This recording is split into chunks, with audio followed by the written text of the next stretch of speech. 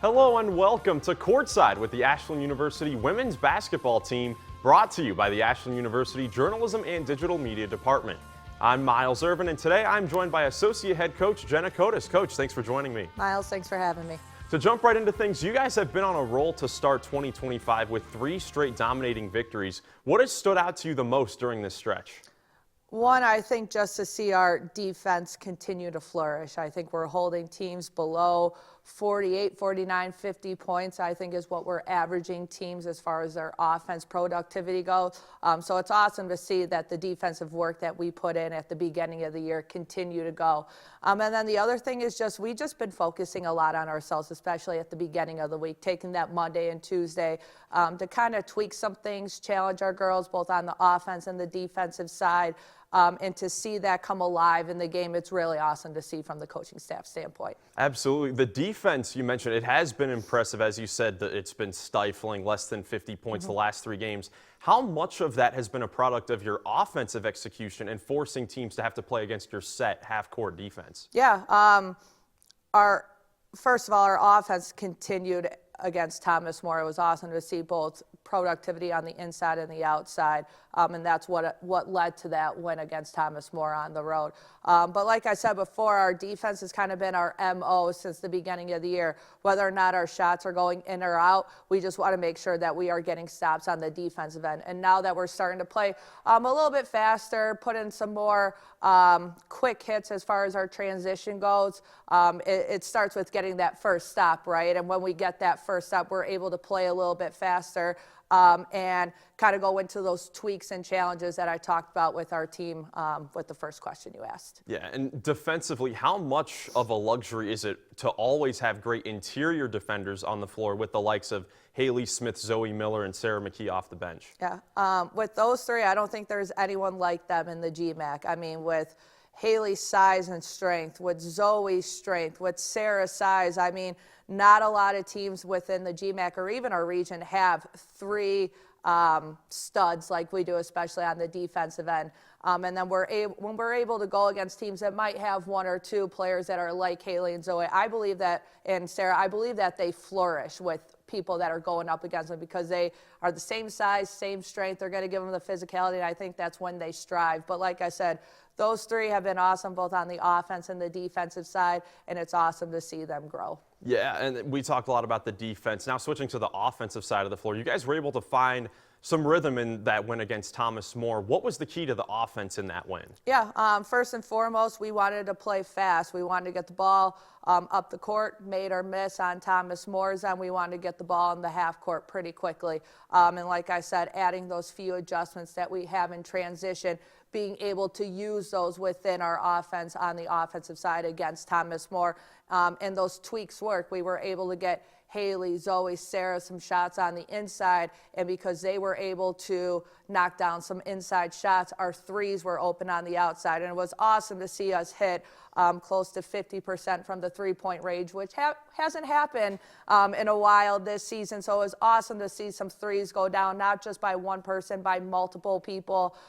So we were kind of inside-out type of basketball players on Saturday, hitting on the inside and on the outside, and it was really awesome to see from our girls. And someone who's always a benefit of that style of play is Zoey Miller. She's led you guys in scoring the last 3 games. What do you think has allowed her to flourish over this stretch?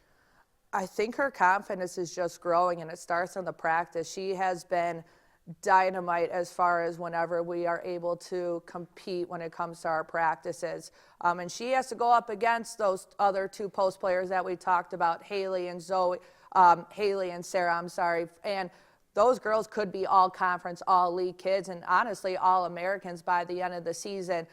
So I think she feels when she's able to flourish against those type of players, she's able to do that against anybody, no matter who we're playing, right? And I think it's coming down to this is her last couple months of basketball. She wants to go out with a bang. She's going to do whatever it takes for this team to win and also get far in March and hopefully to win another natty before she graduates. Absolutely. That'd be awesome. Now, you mentioned the bigs have certainly been a big part of your team, but we also saw some encouraging performances from your guards.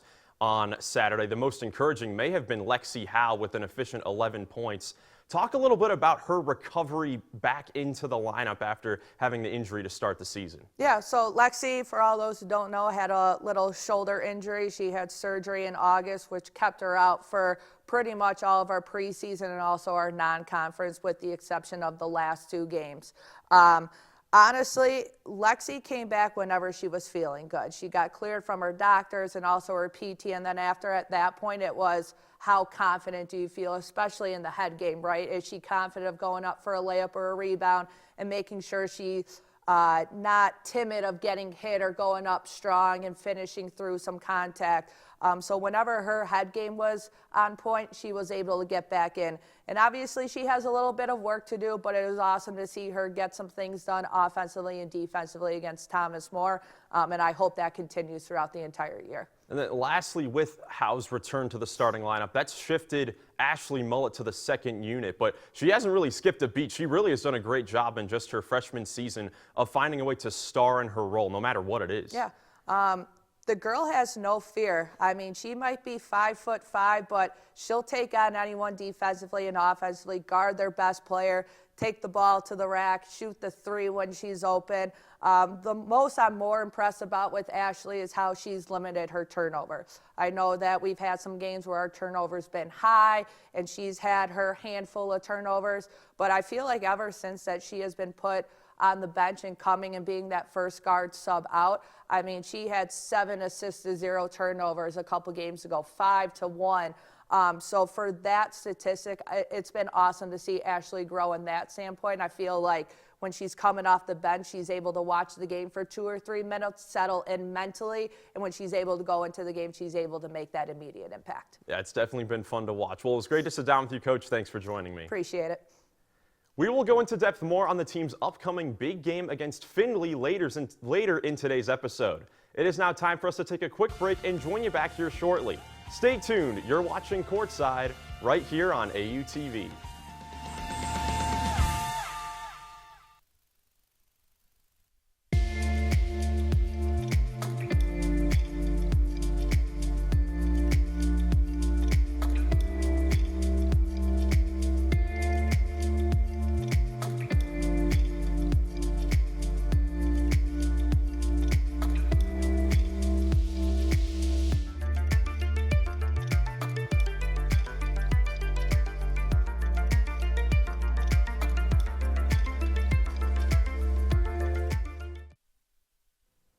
Welcome back to Courtside with the AU women's basketball team right here on AUTV.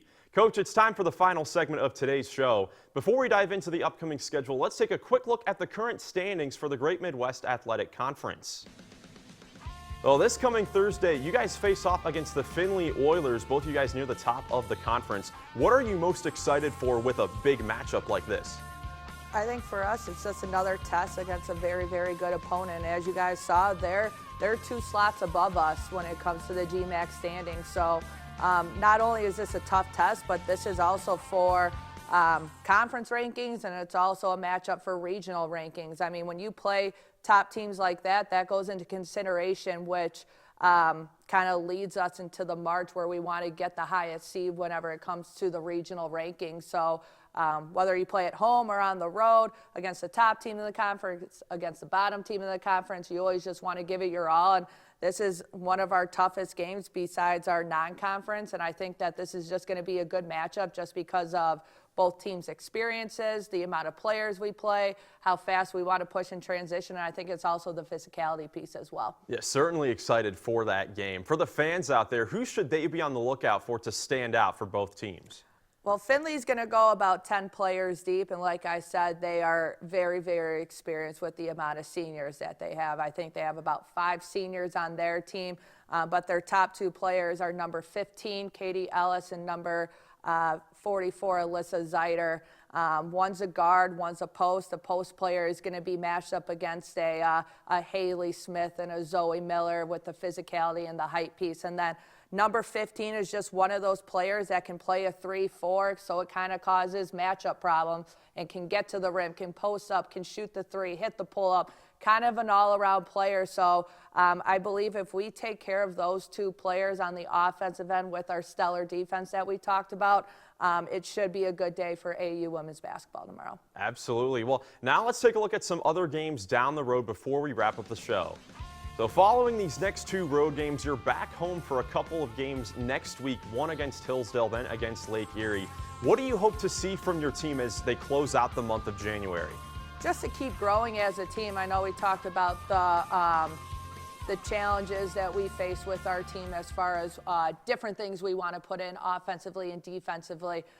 So taking each game day by day, game by game, and then when it comes to the beginning of the week, finding different tweaks that we need for the upcoming games coming up, and then focusing on ourselves. Hillsdale is honestly a great opponent. They beat Ferris State, which knocked them out of the top 25. And with Lake Erie, they have a new coach, a new system, new player. I know we beat them on the road at their place, but you never want to kind of degrade a team, right? You always just want to make sure that you're giving it your all, taking strides on the offense and the defensive end. And as long as we see that on the productivity side, the coaching staff is going to be very happy with our team. Absolutely. Certainly a fun stretch coming up. Thank you so much, and good luck the rest of the way. Thank you very much, Miles. As a reminder, be sure to tune in to 88.9 WRDL for full live game coverage of Ashland University versus the Findlay Oilers on Thursday, January 16th, with tip-off set for 5:30 p.m., as well as this Saturday afternoon at 2 p.m. when the Eagles visit the Ursuline Arrows. I'm Miles Irvin saying thank you so much for tuning into Courtside right here on AUTV.